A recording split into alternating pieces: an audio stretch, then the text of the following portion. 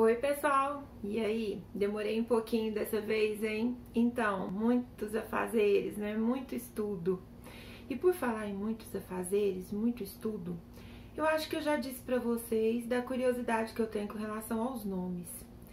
E tem duas palavras que eu queria, antes de voltar pro nosso magnífico livro dessa série, Ensaios sobre a Cegueira, queria chamar a atenção de vocês para duas palavras. Uma é a palavra escola. Escola, aquela escola que era enfadonha, chata, cansativa, mas que tá todo mundo com saudades de voltar pra escola.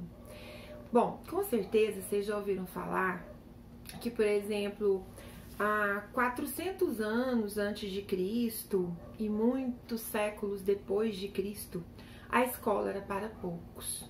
Vocês sabem o que significa a etimologia? Na origem, a palavra escola? Escola significa ter tempo livre. Sabe por quê? Porque só as pessoas que eram livres e que tinham tempo livre, que não precisavam trabalhar, é que tinham escola. Não essa escola como nós conhecemos hoje, de paredes, tijolos, teto, piso, carteiras, não.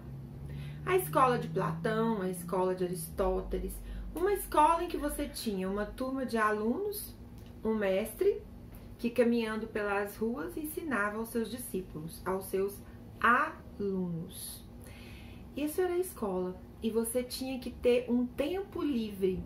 Então as pessoas se dedicavam ao estudo, era prazeroso. E hoje é o que nós estamos sentindo tanta falta, é dessa escola, que nós descobrimos que nos traz prazer. É prazeroso aprender, é prazeroso ter acesso ao conhecimento, é prazeroso aprender junto com os colegas, é prazeroso dividir o que sabe, é prazeroso ensinar o que se aprendeu. E a palavra aluno? Aluno, vocês já estudaram com certeza que esse prefixo a significa não, sem, é uma falta. A origem da palavra aluno significa algo sem luz, uma pessoa sem luz. Lhe falta a luz e o seu professor ou o seu mestre lhe trará a luz. Mas por que eu estou resolvendo falar disso agora? Porque afinal de contas nós estamos analisando um livro que fala de cegueira. E nós estamos tentando, ao ler esse livro, descobrir qual é realmente o verdadeiro significado de estar cego. Ser cego ou estar cego, ou ficar cego. Lembrando que o título do livro é Ensaios sobre a Cegueira. Nós comentamos nas aulas anteriores que José Saramago se propõe nesse livro a um estudo, a uma pesquisa sobre a cegueira. E quando a gente fala professora, mas José Saramago é escritor, literatura, e nós já aprendemos que literatura vem de litera, que é a arte da palavra, e que essa arte da palavra trabalha com a ficção, trabalha com o fingere, com o fingimento, com o fingir, com o mentir, porque ficção é fingimento. Então a literatura não trabalha com a verdade? Como assim? Então o que seria essa cegueira? E o que José Saramago se propõe a estudar nesse livro, através do que eu já expliquei nas aulas anteriores, do que seria essa cegueira, uma grande alegoria? Para aqueles alunos, para aquelas pessoas que ainda pensam, ah não, literatura, estudar poesia, romance, é muito subjetivo. Como se fazer uma pesquisa? Como tornar o livro, que é uma ficção, torná-lo um objeto científico? Torná-lo um objeto de estudo, um corpus de trabalho? Vou mostrar para vocês como. A literatura não tem receita pronta para interpretação, realmente não tem. Eu não tenho uma fórmula pronta, como eu tenho uma fórmula para a matemática, como eu tenho uma fórmula para os estudos da química, como eu tenho fórmula para os estudos da física. Mas então, como estudar uma obra e estudá-la não no sentido apenas prazeroso, que é o que eu acho, é o que eu sempre senti com a literatura. Primeiro, eu me apaixonei pela literatura, no sentido literal da palavra. Gostar, apaixonar, sentir prazer.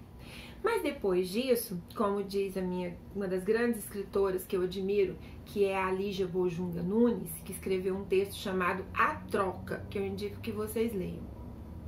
Depois eu descobri que a literatura poderia me dar muito mais do que o prazer. Que com a literatura eu podia aprender muita coisa. Com a literatura eu chegava a determinadas informações que com as outras disciplinas, com as outras áreas do conhecimento, eu nunca cheguei. E aí foi lendo, que eu fui descobrindo que não era só eu que pensava assim. Que muitos críticos, estudiosos, cientistas da linguagem pelo mundo inteiro também pensaram assim. Olha só, vou citar para vocês, por exemplo, um dos grandes estudiosos da literatura, da linguagem, que é Gaston Bachelard. Gaston Bachelard tem um texto que diz o seguinte: a palavra de um poeta, tocando o ponto exato, abala as camadas profundas do ser. Será que quando o Bachelard escreveu isso, ele estaria se referindo apenas às sensações e emoções que eu sinto ao ler um texto e ao me apaixonar ou odiar um personagem que eu sei que é ficção? Eu acredito que não. Eu acredito que transcende, que extrapola essa questão da ficção. Porque muitas vezes nós nos identificamos com os personagens. E é por isso que eu digo para vocês que é possível sim eu ler ensaios sobre a cegueira, é possível sim eu ler Os Sertões de Euclides da Cunha, é possível sim eu ler A Utopia de Thomas More, e aí eu procurar e buscar na pesquisa a sociologia do romance com Lucienne Goodman. É possível estudar Antônio Cândido, Literatura e Sociedade, e encontrar muita coisa, né? Algo que eu vou pesquisar. Eu posso estudar, por exemplo, Identidade e Diferença e encontrar mais sobre literatura. Eu posso estudar a análise literária e encontrar sobre literatura. Eu posso, por exemplo, no livro que atualmente é o meu orientador do mestrado, Espaço, Literatura, Introdução da Topoanálise, que é o que eu estou estudando hoje, com o professor Dr. Osíris Borges Filho. Então, assim, olha, adoro esse livro aqui também, me ajuda muito a interpretar os textos. Marisa Lajolo, Do Mundo da Leitura para a Leitura do Mundo. Quando eu aprendo a ler nos livros, eu aprendo melhor a ler o mundo. Então, assim, literatura, diferente do que algumas pessoas apaixonadas nas exatas, não, eu sou apaixonada em matemática, então eu gosto das coisas exatas. Eu gosto da matemática porque 2 e 2 são 4. Literatura não. Literatura um interpreta de um jeito, outro interpreta de outro jeito, e aí tudo tá certo. Pessoal, não é por aí não. Olha só, a gente pode e a gente deve analisar pelo texto e por meio da linguagem, por meio das referências, das indicações, que são as chamadas pistas, numa linguagem mais comum, que o autor vai me dando, que eu vou descobrindo. Literatura e direitos humanos. Direitos humanos. É uma questão de regramento jurídico. E eu vou encontrar e poder estudar literatura e direitos humanos. Bom, de quais outras maneiras? Quais outros livros? Muitos. Muitos. O Sertão e os Sertões. Leitura e interdisciplinaridade, da Angela Kleiman. Já que a gente vai trabalhar os sertões, por exemplo, e já que nós estamos descobrindo no ensaio sobre a cegueira, que tem tanta coisa a ver com o que está acontecendo hoje.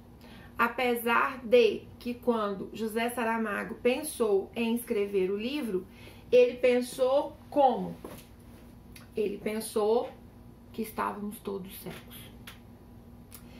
E será que estamos realmente todos cegos? Professora, mas isso é ficção. mas nós vamos chegar ao final dessas aulas e vamos entender até que ponto é realmente uma ficção. Na próxima aula, nós vamos direto ao ponto, como diria Bachelard, ao ensaio sobre a cegueira. Vamos para a próxima!